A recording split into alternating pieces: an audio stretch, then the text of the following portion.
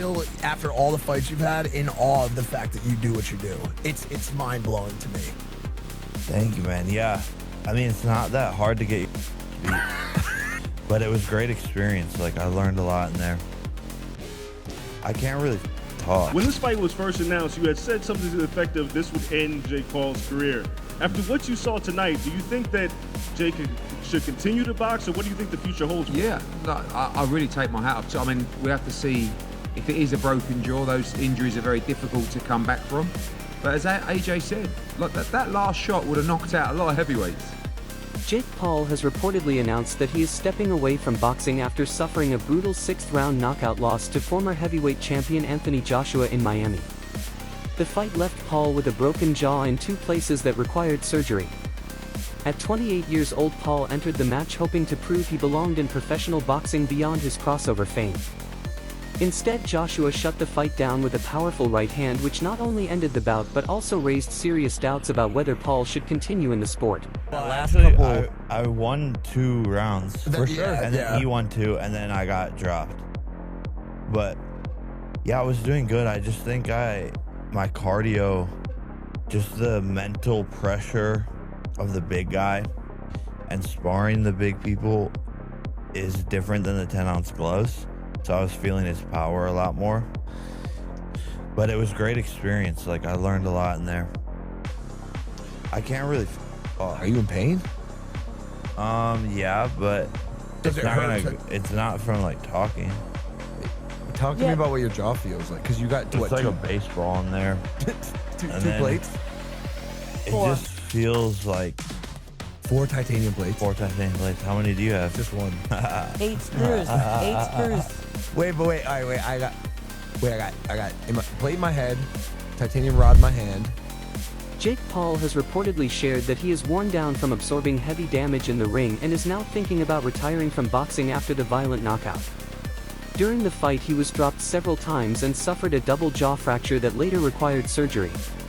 Taking that level of punishment from one of the most accomplished heavyweights in boxing only fueled more discussion about whether his future in the sport is coming to an end. I'm retiring from boxing. I'm getting hit in the face every single day while I could be playing soccer in Saudi. I'm friends with the Saudis / football. I was on the A team in 7th grade. I have a really good kick. I can run fast, and I'll knock out everyone that with us. Please give me $1 billion. And I approve this message. Eddie Hearn stood by his earlier prediction but spoke in a more serious tone after the fight. He reflected on his past comment that this matchup could finish Jake Paul and said the result unfortunately supported that view. Hearn explained that a broken jaw is not only painful but extremely difficult to recover from, both mentally and physically, especially for a fighter still growing at the highest level. He pointed out that time away from sparring, fear of getting hurt again, and losing rhythm can permanently change a fighter's career path. While he praised Jake's toughness and willingness to compete, Hearn stressed that boxing is unforgiving and moments like this often force fighters to question if the risk is really worth it. Eddie, I want to follow with you, because when this fight was first announced, you had said something to the effect of this would end Jake Paul's career. After what you saw tonight, do you think that Jake should continue to box, or what do you think the future holds for him? Yeah, I really take my hat off. I mean, we have to see if it is a broken jaw. Those injuries are very difficult to come back from. But as AJ said, look, that last shot would have knocked out a lot of heavyweights. And I know he went down heavy, but you know, he was conscious on the floor. And I thought his game plan, although obviously very negative early on, which it had to be, was smart at times. And there were times where he held his feet and let his hands go. You know, it was a very one-sided fight. It was always going to be a one-sided fight. But you can't give him anything but credit and respect. There's a lot of negative people out there. There's a lot of people who want to criticise people. They're not doing what Jake Paul's done. He just went in with Anthony Joshua and gave it his best shot. Took a lot of punishment and ended the fight eventually on his feet. UFC commentator and podcaster Joe Rogan reacted seriously after Jake Paul was knocked out by Anthony Joshua and suffered a double broken jaw. Rogan urged Paul to carefully think about the long-term effects of continuing his boxing career. He warned that the punishment Paul took, especially from an experienced heavyweight like Joshua, can cause damage far beyond one injury, and that there is often a price fighters pay later in life. Rogan described the knockout punch as having the impact of many shots at once and said damage can add up quickly in the ring. His message went beyond this single fight and served as a warning that repeated punishment at a high level can lead to lasting problems. Look, that guy did great for someone who's been boxing for like less than a decade. He has had no real professional opponents other than Tommy Fury that were legitimate world-class boxers.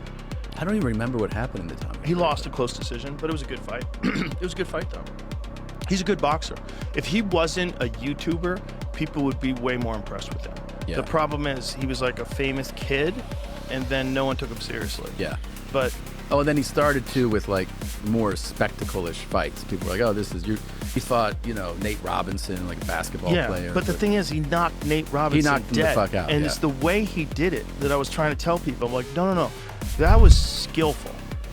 Jake Paul has also reportedly claimed that he may intentionally use steroids to silence accusations that he has already been using performance-enhancing drugs. Online rumors suggest he believes showing a visible change would prove his past physique and performances were natural. Critics say the claim sounds reckless and irresponsible, while supporters argue Paul is pushing back against years of speculation about his body and power. Because boxing has strict anti-doping rules and serious penalties, many observers remain doubtful and warn against believing the claim until Paul addresses it directly. The statement remains unconfirmed and adds more controversy to an already chaotic point in his career. Jake said that I snort, that I'm a cokehead. My rebuttal to that was, I'll tell you what, you can test me randomly for the next 5 years. If I can test you randomly for performance-enhancing the next 2 years, and I never got a response on that. This is why Jake Paul is on PEDs. Within this past year, Jake Paul has literally hit a second puberty and aged like 10 years. Furthermore, he has acne and his hairline is receding like crazy. And people like Jake Paul are going to the best skin doctors in the world and probably are taking hair loss products that aren't even approved for the rest of us. Now, I'm not saying that Jake Paul necessarily took a steroid to make him look bigger, but he's definitely taking something that allows him to recover faster. That way he's able to train more and get better at boxing quickly. UFC legend Anderson Silva came out in defense of Jake Paul following the high-profile loss to Anthony Joshua and said Paul deserves respect for taking such a dangerous fight. Silva explained that Paul has shown he is willing to face real challenges instead of safe opponents, and that stepping into the ring with a former heavyweight champion alone deserves recognition. He added that critics who once said Paul avoided elite competition can no longer make that argument after he faced someone of Joshua's level regardless of the result. The people need to respect him. I don't say that only because I'm fight here in the company, but it's because Jake, the people need to respect Jake, I mean, every single fight go inside the ring, everybody needs respect. Anthony Joshua shattered Jake Paul's jaw during their heavyweight clash in Miami when a crushing right hand landed in the 6th round, leading to a knockdown and eventual knockout. The punch broke Paul's jaw in 2 places, which was immediately noticeable and later confirmed by Paul himself. After the fight, Paul was rushed to the hospital where surgeons repaired the damage by placing titanium plates on both sides of his jaw and removing several teeth. Paul later shared that the surgery went well and that he would be on a liquid diet for about a week during recovery. Don't ever give a monkeys about what anyone says, because they sit at home, they're full of negativity. It's like the people that are negative towards someone like Jake Paul. Look what he's done with his life. Do you know what I mean? So yes, it took AJ a couple of rounds to get hold of him, and then he knocked him spark out and broke his jaw. It was a frustrating 2-3 rounds maybe, because Jake was moving so much, holding, but did well, I thought. I mean, I was impressed with him. I mean, I was more impressed with his toughness, because I think that last shot would have knocked out most heavyweights. I mean, you've got to respect him, because he did what many people wouldn't do, which was get in the ring with him. And, he didn't, I know he run and hold, but he also let his hands go at times. And he was in the firing line, and, we got 6 good rounds in the end of actual work. You see it in the end? Yeah, I actually think it's a positive, because, we could have gone in there and got it all over with 45 seconds. He's done an 8-week camp, and now he's done 6 rounds. He's got something to go back and work on with the team, and onwards and upwards for a big 2026. The violent 6th round knockout made it clear that the fight between Jake Paul and Anthony Joshua was real and not staged as some online critics had claimed. Promoter Eddie Hearn strongly denied any suggestion that the bout was scripted and explained it was a fully sanctioned professional fight regulated by boxing authorities and tied to legal betting markets. He added that fixing a fight under those conditions would be illegal and impossible. Hearn also pointed to Paul's serious jaw injury and required surgery as proof that this was not something that could be faked. Damn, son. Fuck me. How did Jake Paul actually remain conscious after that? And yeah, he got a broken jaw in 2 different places. And when they zoomed in on his mouth inside after the fight, a row of his teeth had just been dislodged into a whole nother fucking section of his mouth. Whatever you think of Jake Paul, surely that now puts an end to the fixed fight narrative. Like, his mouth is in bits. This was not a fixed fight. No matter how much you dislike it, it was what it was. So how did he do? Well, on the one hand, Jake fucking Paul, the YouTube guy who started by fighting Deji, getting in a ring with AJ is just impressive to start off with. He made it 6 rounds, and when he was getting hurt, he kept getting up, and he showed heart. You know, it probably would have been easy to stay down and not get your teeth shoved into your fucking back of your head. And a lot of people are saying, look, he lasted longer than Francis Ngannou, so that's something. But why did he last longer than Francis Ngannou? Obviously, I think we all know why. Francis Ngannou came into the ring with the belief he could win. He was trying to win from the first bell. Jake Paul was more trying to survive and hope that like a miracle happens in the fight sometime. And when you've got those completely different states of mind, it delivers completely different results, right? Francis is right there in front of you. He's trying to hurt you. He's committing. He's leaving openings because he's committing. The other guy is halfway across the fucking ring. And when one guy isn't wanting to engage, it's really hard to pin them down and hurt them because they're not basically contributing to the sport. You know, we're supposed to be fighting each other, not, you know, you running away from me and me having to run after you. And we've seen this before in other boxing matches. It just makes it a very difficult night for the guy who's trying to be the aggressor, especially when you've got a ring that big and the guy who you're fighting is much smaller. Some fans have made bold comparisons between Jake Paul and Francis Ngannou based on how long each lasted against Anthony Joshua.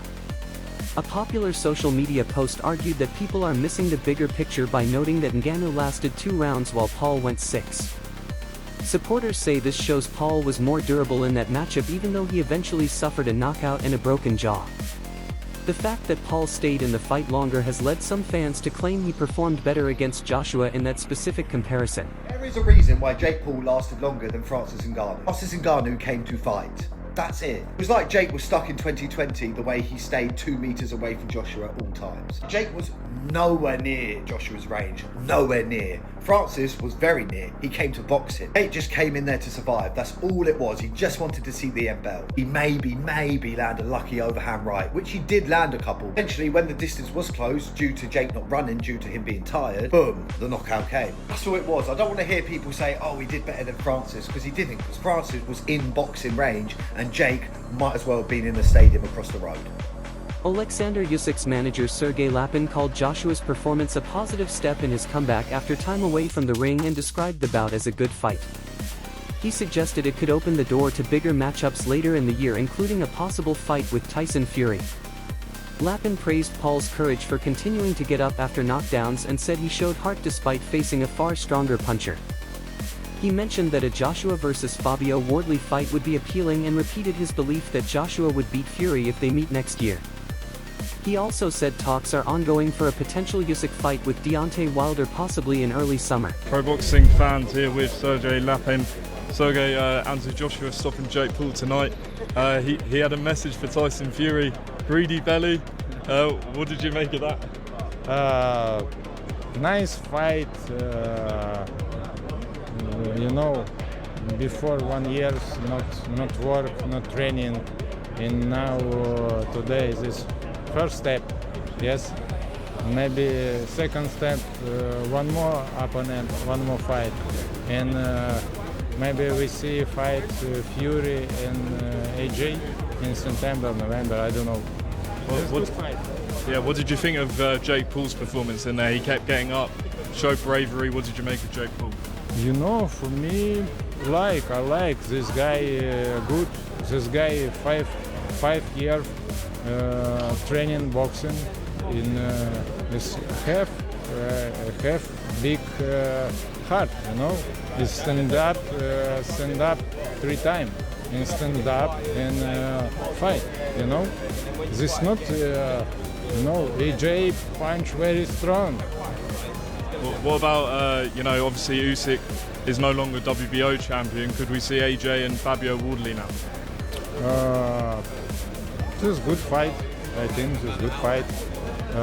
Fabio, good boxer, good puncher. I think this is a nice fight. Mostly, Tyson Fury, if he fights Joshua next year, what happens?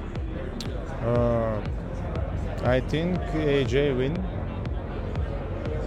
Any update with Usyk Wilder? We work, teamwork, working. Maybe June, July. Where could that be? Here?